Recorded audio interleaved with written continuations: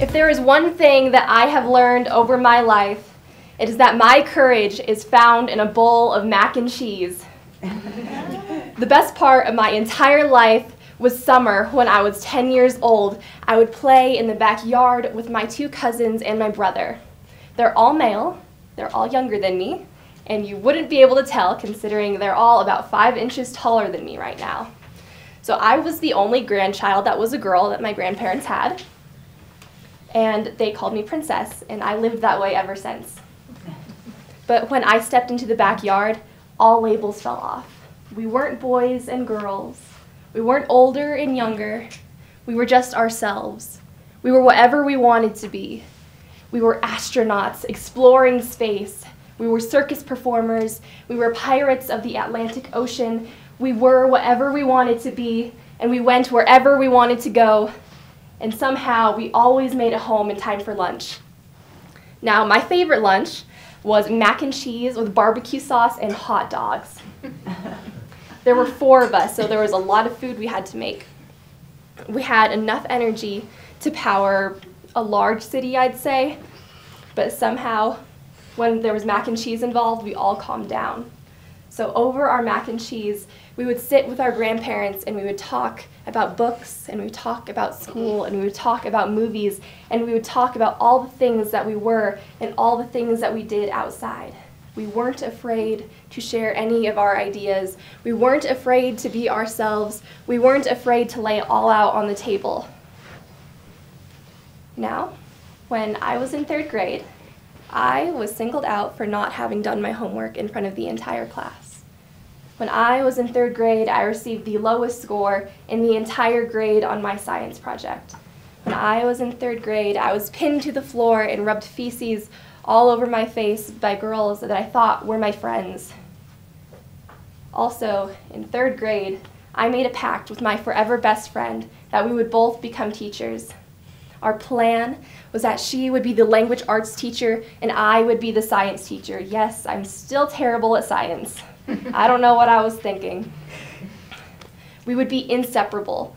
We would go to the same high school, we would go to the same college, and eventually we would end up going to the exact same school and teaching together. Flash forward 5 years, and I'm at a completely different school than her for the first time in 9 years. I'm taking this public speaking class, and most people would find that extremely ironic, considering I am very, very shy and very, very introverted. And I was actually really good at speaking. So a couple years later, I'm teaching the class that taught me how to speak, and I am extremely, extremely honored. But like all good cliche stories, I learned a whole lot more than I taught. So here are 3 lessons on the things I learned while learning to teach. 1, the hardest part is that I want to change people. Now, this is the hardest part because I know that I can't. I can stomp my feet and flail my arms all I want, but ultimately, words are only words, and people are changed by experiences. So I guess you could say that I'm stuck.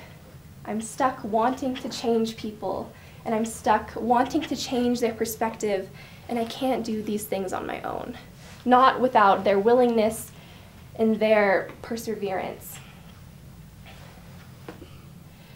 I'm stuck wanting to change these people, and I'm wanting to change their mindset, and I want to show them that there is a better way, and I want to save them. I want to save them from themselves, and I want to save them from this world, and I just want to show them that there's always a better way, and somehow that better way is always my way. I'm still learning how to let go of this control that I have over all of these people. But being a good teacher means being able to let go of this control and just listen. 2, the easiest part is that I want to change people. And by change people, I don't mean changing them as themselves. I want to change their experience. By the time most adolescents reach high school, their love for learning and their love for problem solving has pretty much vanished, along with their self-confidence and sense of self-worth. Now, I know I have no power to change anything outside of these walls, outside of closed doors. I have no area to change that. But I can control what happens inside of my classroom. And inside of my classroom, I want them to know that they have someone on their side. I want them to know that there is someone in their corner, whether it be rain or shine or good times or bad times. There will always, always, always be someone that believes in them, and I want that person to be me. 3. The easiest lesson to teach and the easiest lesson to learn is how to be scared. Now, there's no better story to tell this part than the conversation that I had with my AP Lang teacher after the AP Lang mock exam. We were graded so harshly all our lives on commas and grammar that we became scared. We became scared to mess up. We were scared we weren't good enough. We were scared of ourselves. We were scared we wouldn't get bad grades.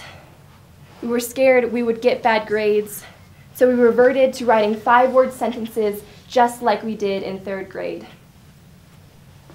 We got good grades. And that's what mattered, right? When we were little, all of our trees were purple. We had this imagination to fill the entire world. Where is that now? Now, all of our trees are green. There is a list for our entire lives, an equation how to write a sentence. And if something does not fit that equation, if something does not fall into that list, then it is wrong. And all of this just brings me back to thinking about mac and cheese. I was happy when I was eating mac and cheese. I was never, ever more confident than when I was eating mac and cheese with my family. And I don't want to become a teacher so that I can control people or that to teach them things. I want to be a teacher because I want to instill that sense of mac and cheese within them. I want them to find their own bowl of mac and cheese. I want them to find their confidence. I want them to find what makes them happy. I want them to find their sense of self-worth. 20% of all high schoolers have considered dropping out because they felt like they were not good enough. 18% of all American teens are suicidal for the exact same reasons. Now, I know that I won't be able to teach everyone this sense of self-worth and confidence. But if you are hearing this, I want you to find your own bowl of mac and cheese. Thank you.